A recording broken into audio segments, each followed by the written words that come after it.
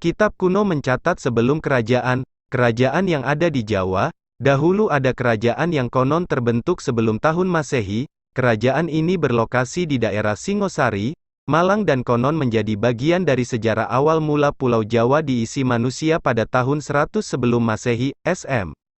Tapi jauh sebelum itu konon pulau terpadat di Indonesia ini, penduduknya didatangkan dari luar negeri. Hal ini berdasarkan pada beberapa sumber kuno yang dikutip dari buku, Babat Tanah Jawi, tulisan Sujipto Abimanyu. Sumber kuno mengisahkan para penghuni ini berasal daerah Turki, tetapi ada yang menyebut berasal dari daerah Dekan, India, di mana saat itu penduduk Raja Rum pada tahun 350 SM, sebelum Masehi, konon mengirimkan perpindahan penduduknya sebanyak 20.000 laki-laki dan 20.000 perempuan yang dipimpin oleh Aji Keler. Pengiriman ini konon merupakan misi kedua setelah misi pertamanya pada tahun 450 SM gagal. Saat itu seluruh utusan dari luar negeri terpaksa kembali dengan tanah hampa.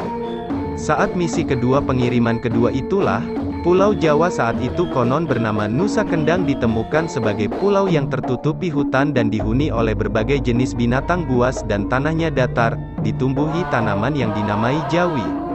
Dari situlah konon pulau ini dinamai dengan Jawi, tetapi agak sulit menentukan lokasi pendaratan para utusan tersebut, tetapi diperkirakan konon pendaratan terjadi di wilayah Semampir, yakni suatu tempat yang dekat dengan Surabaya saat ini. Gelombang kedua ini juga mengalami kegagalan dari puluhan ribu orang konon hanya terisa 40 pasang. Saat misi kedua pengiriman kedua itulah, Pulau Jawa saat itu konon bernama Nusa Kendang ditemukan sebagai pulau yang tertutupi hutan dan dihuni oleh berbagai jenis binatang buas dan tanahnya datar, ditumbuhi tanaman yang dinamai Jawi. Dari situlah konon pulau ini dinamai dengan Jawi, tetapi agak sulit menentukan lokasi pendaratan para utusan tersebut, tetapi diperkirakan konon pendaratan terjadi di wilayah Semampir, yakni suatu tempat yang dekat dengan Surabaya saat ini. Hal ini mendorong sang raja mengirimkan utusan lagi dengan persiapan lebih matang dan penyediaan alat yang lebih lengkap. Hal ini untuk menjaga mereka dari kemungkinan serangan binatang buas, seperti yang dialami urusan pertama dan kedua. Selain peralatan pengamanan diri, mereka juga dilengkapi dengan alat pertanian sebagai alat bercocok tanam bila kelak berhasil menempatinya dengan aman.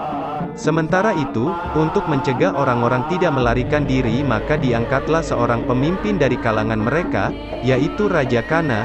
Dikisahkan gelombang ketiga ini konon berhasil menyebar ke pedalaman yang terbuka di Pulau Jawa. Di sisi kepercayaan gelombang ketiga ini dipercaya menganut kepercayaan animisme.